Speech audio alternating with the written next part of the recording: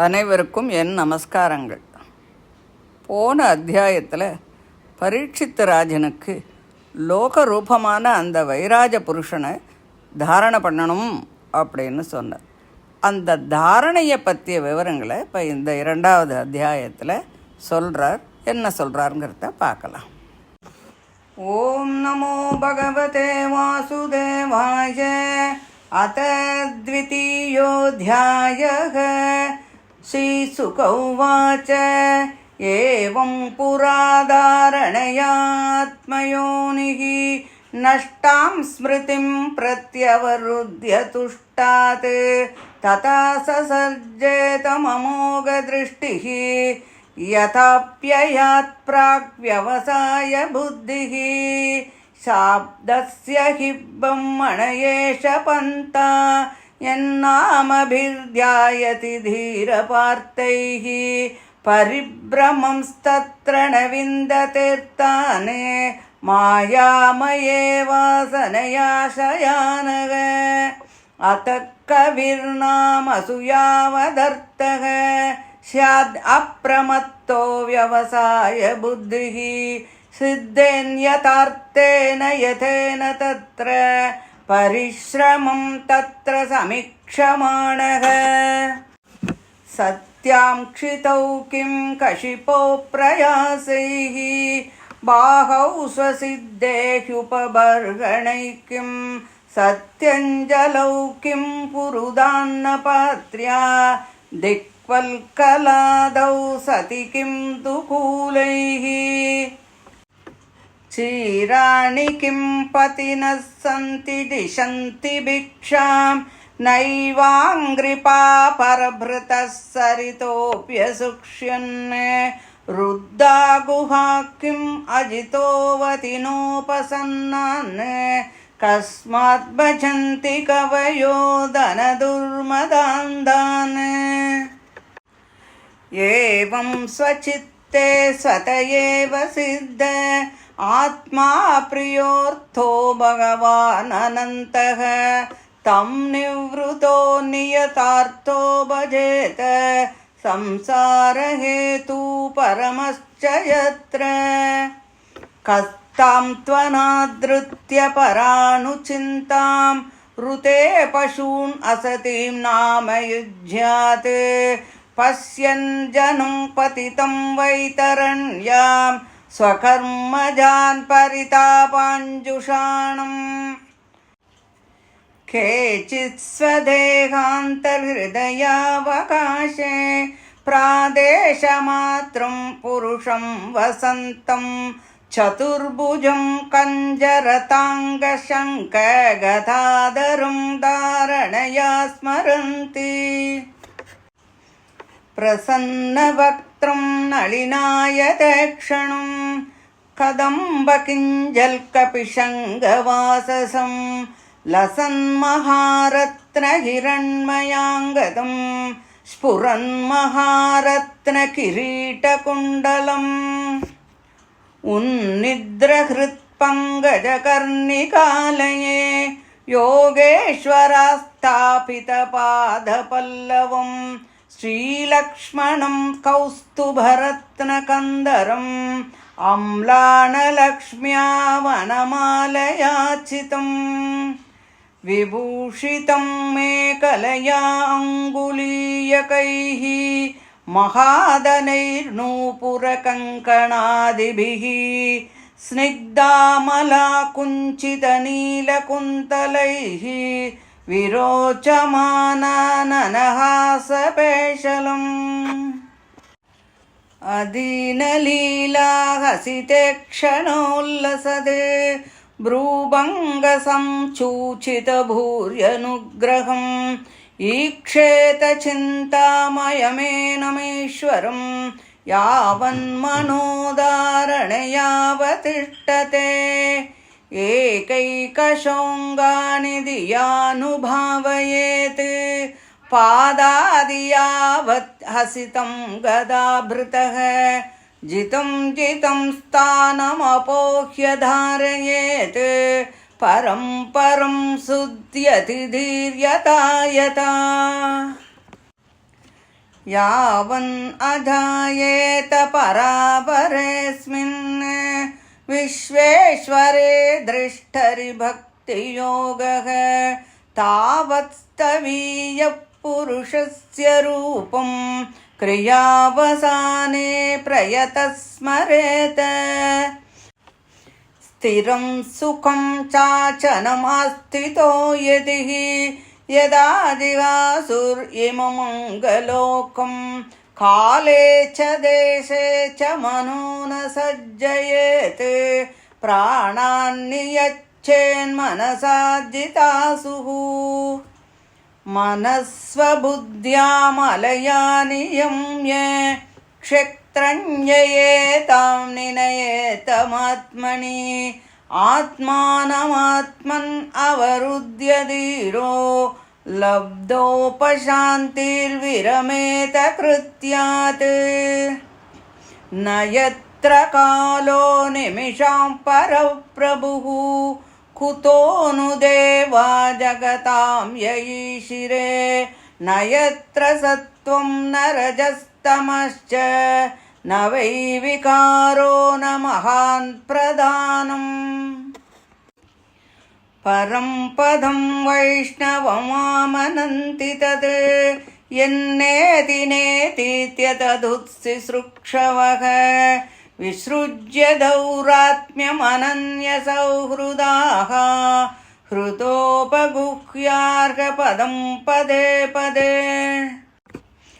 इत्थं मुनिस्तु परमेत्यवस्थितो विज्ञानदृग्वीर्यसुरन्धिताशयः स्वपार्ष्णिना पीड्य कुदं ततो निलं स्थानेषु षट्सूर्णमयेज्जितक्लमः नाभ्यां स्थितं हृत्य निरोप्य तस्माद् उदानगद्यो रसितं नयेन्मुनिः ततोऽनुसन्धाय धिया मनस्वी स्वतालुमूलं सनकैर्नयेत तस्माद्भ्रुवोरन्तरमुन्नयेत निरुद्धसप्तायतनोऽनपेक्षः स्थित्वा मुहूर्तार्धमकुण्डदृष्टिः निर्भिद्य मूर्धन् विसृजेत्परं गतः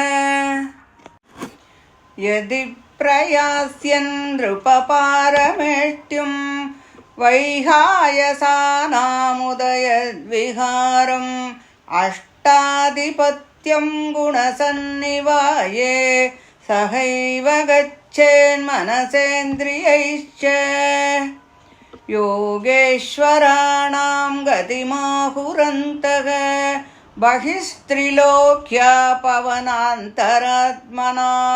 न कर्मभिस्तां गतिमाप्नुवन्ति विद्या तपो योगसमाधिभाजाम् वैश्वानरं याति विहाय सागतः सुषुम्नया ब्रह्मपथेन शोचिषा विधूतकल्कोतहरेरुदस्तात् प्रयाति चक्रं नृपशैशुमारुम् तद्विश्वनाभिं त्वतिवर्त्य विष्णोरनीयसा विरजेनात्मनैकः नमस्कृतं ब्रह्मविदामुपैति कल्पायुषो यद्विबुधा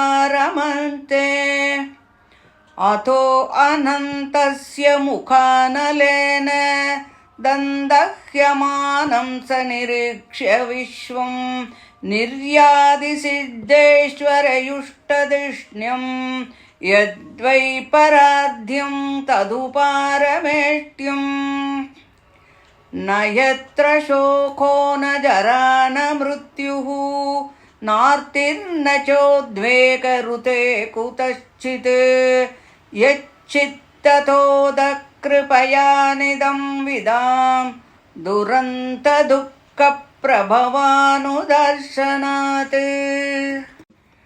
ततो विशेषं प्रतिपद्य निर्भयः तेनात्मनापः अनलमूर्तिरत्वरन् ज्योतिर्मयो वायुमुपेत्य काले वायु आत्मनाकं बृहदात्मलिङ्गम् घ्राणेन गन्धं रसनेन वैरसं रूपं तु दृष्ट्या स्वसनं त्वचैव श्रोत्रेण चोपेत्य नभो गुणत्वं प्राणेन चाकूतिमुपैति योगी सभूतसूक्ष्मेन्द्रियसन्निकर्षं मनोमयं देवमयं विकार्यं संसाद्य गत्या सहतेन याति विज्ञानतत्त्वं गुणसन्निरोधम् तेनात्मना आत्मानमुपैति शान्तम् आनन्दमानन्दमयो वसाने एतां गतिं भागवतीं गतो यः स वै पुनर्नेह विषज्यतेऽङ्ग ये ते श्रुतीते नृपवेदगीते त्वयाभिपृष्टेः सनातने च ये वै पुरा ब्रह्मणाः पृष्ट आराधितो भगवान् वासुदेवः न ह्यतोऽन्यः शिवः पन्था विशतः संसृता विह वासुदेवे भगवती भक्तियोगो यतो भवेत् भगवान् ब्रह्मकास्येन त्रिरन्वीक्ष्य मणिक्षया तदत्यवस्यत्कूटस्थो रतिरात्मन् यतो भवेत् भगवान् सर्वभूतेषु लक्षितः स्वात्मना हरिः दृश्यैर्बुद्ध्यादिभिर्द्रष्टा लक्षणैरनुमापकैः तस्मात् सर्वात्मना राजन् हरिः सर्वत्र सर्वदा श्रोतव्यः कीर्तितव्यश्च स्मर्तव्यो भगवान् नृणाम् पिबन्ति ये भगवतात्मनः सताम् कथामृतं श्रवणपुटेषु सम्भृतं पुनन्ति ते विषयविदूषिताशयं व्रजन्ति तच्चरणसरोरुहान्तिकम् इति श्रीमद्भागवते महापुराणे पारमहंस्यां संहितायां द्वितीयस्कन्धे पुरुषसंस्थावर्णनं नाम द्वितीयोऽध्यायः। श्रीहरये नमः श्रीहरये नमः श्रीहरये नमः। गोपिका जीवनस्मरणं गोविन्द गोविन्द। பரீட்சித் ராஜனுக்கு தாரண பண்ணுறதுக்கு உகந்தது விராட் ரூபனின் அம்சமான அந்த வைராஜ புருஷன் அப்படின்னு சொல்லி அவர் எப்படி லோகரூபமாக இருக்கிறார், சுதளம் அதளம் பாதாளம் இப்படிலாம் சொன்னார் இல்லையா, லோகரூபமாக எப்படி இருக்கிறார் அப்படிங்கிறத போன அத்தியாயத்தில் சொன்னார். இந்த அத்தியாயத்தில் தாரண அப்படின்னு சொல்லக்கூடிய அந்த தியானமானது எப்பேற்பட்ட உயர்ந்த விஷயம் அப்படிங்கிறத சொல்கிறார். பிரளய காலத்தில் பிரம்மதேவர் மறுபடியும் சிருஷ்டிக்கணும் அப்படின்னு நினச்சின்ற போது அவரால் அதை சிருஷ்டிக்க முடியலை, மறந்து போயிட்டார். அவர் ஞாபகத்துக்கு அவரால் கொண்டு வர முடியல.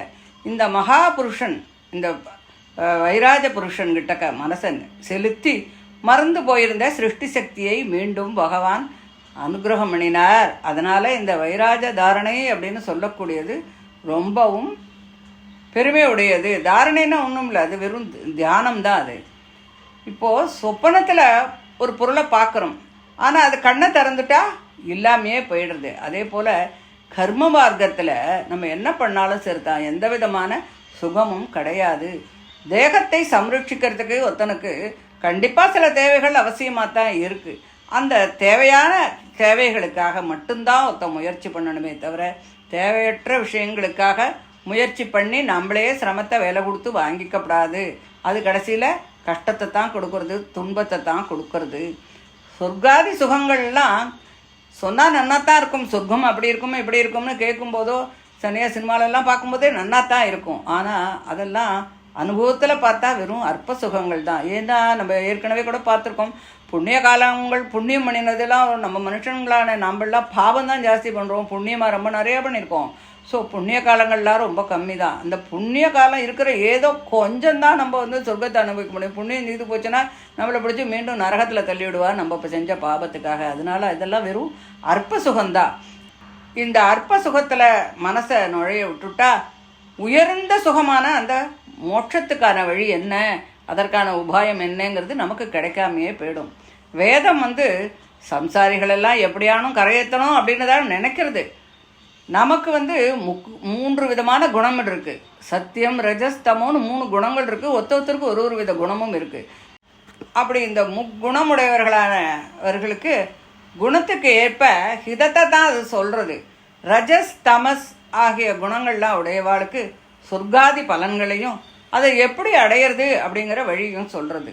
சத்துவகுணம் உடையவாளுக்கு இதெல்லாம் விட்டுடணும், கர்மங்களை மோட்சத்துக்காகத்தான் செய்யணும் அப்படின்னு வேதம் சொல்கிறது. இது ரெண்டையும் சொல்லிடுறது.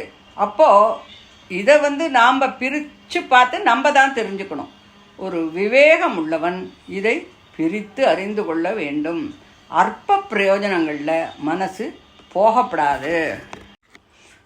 பகவான் படைத்த இந்த இயற்கையில் பூமின்னு சொல்லக்கூடிய படுக்கை இருக்குது. அப்புறம் நமக்கு கைகளை கொடுத்துருக்கார். அப்படி இருக்கும்போது தலையணையெல்லாம் என்னத்துக்கு? சாப்பிட்றதுக்கு நல்ல உள்ளங்கைகள்லாம் இருக்குது. பாத்திரம் தேவையா? மரப்பட்டைகள், தோள்கள் இதெல்லாம் இருக்குது. பட்டு வஸ்திரம் என்னத்துக்கு நமக்கு தேவை? போகிற வழியில் ஏதான இத்தனோண்டு ஒரு கிழிச்ச துணி கிடைக்கும் இல்லையா? நதிகள்லாம் எத்தனையோ போகிறது, வத்தாத நதிகள் எத்தனையோ இருக்குது. அவைகள்லாம் நமக்கு தண்ணி கொடுக்காதா? மரங்கள்லாம் பழத்தை காக்காதா? இருக்கிறதுக்கு நிறையா குகைகள், மலைகள்லாம் இருக்குது. அப்படிலாம் அந்த இடத்துல கூட நம்ம இருக்க முடியாதா? இருக்கலாமே. இதெல்லாம் வேணுங்கிறதுக்காக இன்னொருத்தர்கிட்ட போய் பிச்சை வாங்கி யாசிச்சுக்கிண்டு எதுக்கு கஷ்டப்படணும்? இதெல்லாம் எதையுமே யாசிக்காமல் நடந்துடுமே அப்படின்னு யார் நினைக்கிறா? ஞானிகள் நினைக்கிறார்கள். ஆனால் நாம் எப்படி நினைப்போம்? நம்ம சௌக்கியம்தான் நமக்கு தேவை. ஒரு 5 நிமிஷம் வீட்டில் ஒரு ஏசி நமக்கு நின்று போயிட்டா அவ்வளோதான். அப்பா இருக்க முடியலன்னு அந்த ஒரு கஷ்டத்தையே நம்ம பெருசாக சொல்லி புலம்புகிட்டு இருப்போம். நமக்கு நம்மளுடைய நிலைமையெல்லாம் அப்படி. ஆனால் ஞானிகள் அப்படி நினைக்கிறது இல்லை. அப்படி இருக்க அந்த ஞானிகள்லாம் எதுக்காக மற்றவாள்கிட்ட போய் கையேந்த போகிறா? மற்றவாளை போய் டிபெண்ட் பண்ணணும்னு அவளுக்கு என்ன அவசியம்?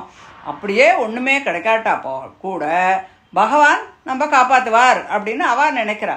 எப்படியும் மரம் வச்சவன் தண்ணி ஊற்றுவான் அப்படின்னு சொல்லுவாள். அது மாதிரி அந்த பகவானையே நம்மோட சித்தத்தில் வச்சுண்டு நம்ம தியானம் பண்ணணும். மனுஷன் பிறந்தபோது அவனுக்கு இவ்வளவு நாள் தான் அப்படின்னு பகவான் அப்படியே தலையில் எழுதி நிர்ணயம் பண்ணித்தான் பூலோகத்துக்கே அனுப்புகிறார். ஆக ஒரு நாளைக்கு பிறந்தவன் ஒரு நாளைக்கு யமலோகத்துக்கு போகத்தான் போகிறான். ஸோ நம்முடைய பாப புண்ணியத்துக்கு ஏற்பதான் கட்ட சுகங்களையெல்லாம் நம்ம அனுபவிக்க போகிறோம். அந்த யமலோகத்தில் இருக்கிற ஒரு வைதரணி அப்படின்னு ஒரு நதி இருக்குது. நம்முடைய கர்ம வசத்தால் துக்கத்தை அனுபவிக்கிறது போல் அங்கே போய் அந்த வைதரணிங்கிறது அங்கே அத்தனை ஒரு கஷ்டமாக இருக்குமா? அது மாதிரி ஜனங்களும் இந்த சம்சார துக்கத்தில் மூழ்கி துக்கப்படுறா. இதையெல்லாம் நன்கு புரிஞ்சுக்கிண்டான் ஒரு விவேகியாக இருக்கக்கூடியவன் என்ன பண்ணுறான்? நம்ம ஹிருதயத்தில் இருக்கக்கூடிய, ஹிருதயங்கிறதே ரொம்ப சின்னது தான், ஒரு கை புடி தான், புடியினுடைய அளவு அப்படின்னு ஸ்கூலில் படிக்கும்போது சொல்லியிருக்கா. ஒரு கை புடி அளவு தான் நம்மளுடைய ஹிருதயம். அந்த புடிக்குள்ள பகவான் அப்படின்னா பாருங்க, ஒரு கட்டவரல் வசரம் தான். அந்த பகவானை 4 கை, சங்கு, சக்கரம், கதை, தாமரைப்பூ, கடம்பப்பூ, தாது போன்ற பொன்னிற வஸ்திரம், கதம்ப மலர், ரத்தனங்கள் இழைக்கப்பட்ட தோல் வளைகள், மகா ரத்னங்களால் செய்யப்பட்ட கிரீடம், குண்டலம், ஆபரணங்கள் இவைகளை உடைய பரமபுருஷனான அந்த பகவானை தாரணை செய்ய வேண்டும். இவைகளோடு கூட கௌஸ்துபஹாரம், வனமாலை, தண்டைகள், கை வளையல்கள், சுருண்ட தலைமுடி, செவ்வரி ஓடிய கண்கள், கம்பீரமான பார்வை, தவழும் மந்தஹாச செறிப்பு, இப்படி ஒரு சுந்தர ரூபம் இருக்கக்கூடிய அந்த பகவானை நம்ம மனசு அவர் கிட்டக்க போய் நிலைச்சு நிற்கிற வரைக்கும் அவள்லாம் தியானம் பண்ணுறா. அப்படி பக்தி ஏற்படும் வரையிலும் தியானிச்சுட்டே இருக்கணும். உச்சி முதல் பாதம் வரை அப்படியே அந்த ஸ்வரூபத்தை நினச்சி தியானம் பண்ணணும்.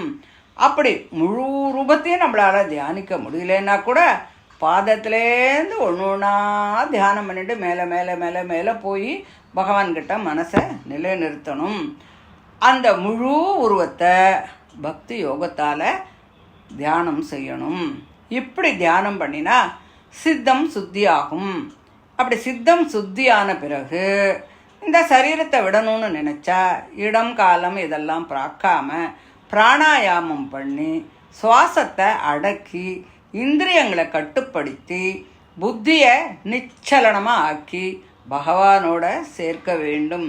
ஏன் திருப்பி திருப்பி நிச்சலனமாக்கி பகவான்கிட்டையே நிலைநிறுத்தின்னு சொல்கிறான்னா மனசு எங்கேயும் அலபாஞ்சுண்டா எதுக்குமே பலன் இருக்காது. ஸோ அதனால் அந்த ஸ்திரமாக பகவானை மட்டுமே தான் நினச்சிக்கணும். இப்படி தியானம் பண்ணுறவாள்லாம் கிருத்தகிருத்தியர்கள் ஆகிறார்கள். யோகாபியாசத்தினால பிராணனை அடக்கி மூலாதாரம், அனுகூலம், அநாகதம், விசுத்தி, ஆக்ஞா, பிரம்மரந்திரம் என்று கொஞ்சம் கொஞ்சமாக மேலே கொண்டு போய் தியானம் பண்ணணும். தன்னோட குதத்தை அடக்கி, ஏன்னா அது வழியாக பிராணம் போகக்கூடாதான், அடக்கி தன்னுடைய குதிகாலால் பிராணவாயுவை நாபி முதலிய 6 இடங்களுக்கு உயர்த்தணும். தொப்புள், இதயம், மார்பு, உள்நாக்கு, புருவ மத்தி அண்ட் பிரம்மரந்தரம் அப்படி போகணும் அப்படின்னு சொல்கிறார். நாபியில் இருக்கக்கூடிய மணிபூரகத்திலிருந்து அநாகதம் என்னும் ஹிருதய கமலத்துக்கு ஒசத்தி அங்கேருந்து கழுத்து பகுதியான இந்த விசுத்தி சக்கரத்திலும், அதுக்கப்புறம் நாக்குக்கு அடிபாகமான அதாவது அந்த விசுத்தி சக்கரத்தின் நுனியில் மெல்ல ஏறி கண்கள், காதுகள், மூக்கு துவாரங்கள் ஆகிய 7 இடங்களை தாண்டி நாக்கோட அடியிலிருந்து புருவ மத்தியில் உள்ள அந்த ஆக்ஞா சக்கரத்துக்கு கொண்டு வரணும். அதன் பின் பரமாத்ம தியானத்தால் சிரகபாலத்தை பிளந்துண்டு தேகத்தை துறக்க வேண்டும். சரீரத்திலிருந்து வாயுவானது கீழிருந்தோ மேலிருந்தோ போகாமல் அதை அடைத்து வாயுவை பிரம்மரந்திரமாகிய தலையை நோக்கி வெளிப்படுத்தி தேகத்தை விட வேண்டும். இப்படி பரமபதம் அடைவார்கள். சொர்க்காதி லோகங்களுக்கு போகின்றவர்கள் தூமாதி வழிகளில் செல்வார்கள். ராஜனே, இந்த பிரம்மலோகம் போனாலும் சரி, சொர்க்கலோகம் போனாலும் சரி, போகின்றவன் மனதையும் இந்திரியங்களையும் தன்னுடன் கொண்டு போகின்றார். பூத சூஷ்மங்களும் இந்திரியங்களும் அமைந்த லிங்க சரீரத்தோடு போவார்கள். அர்ச்சிராதி மார்க்கத்தில் பரமபதம் போகின்றவன் கொஞ்ச தூரம் போன உடனே சரீரத்தை விட்டு விடுறான்.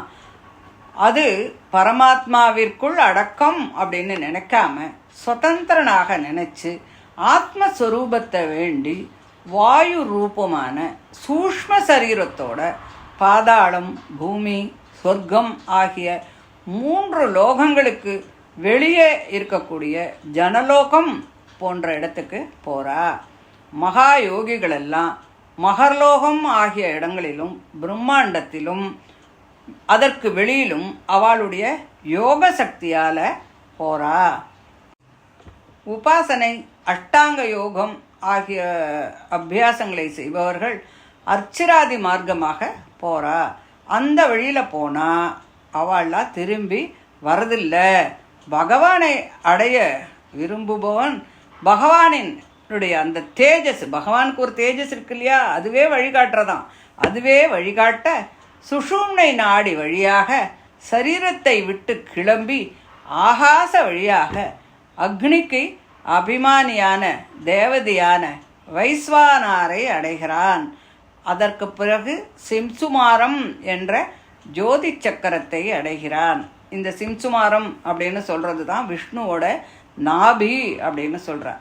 பிறகு அந்த சக்கரத்தை தாண்டி சுத்தமான லிங்க சரீரத்தோட தான் பிரம்மத்தை அறிந்தவர்கள், அதாவது யோகிகள் வசிக்கக்கூடியதும் எல்லோராலும் நமஸ்கரிக்கப்பட்டதுமான அந்த மகர்லோகத்தை அடைகிறார்கள். அங்கு அந்த மகர்லோகத்தில் யார் இருக்கா? பிருகு முதலிய மகரிஷிகள் ஆனந்தமாக இருக்கக்கூடிய இடமாம் அந்த மகர்லோகம்.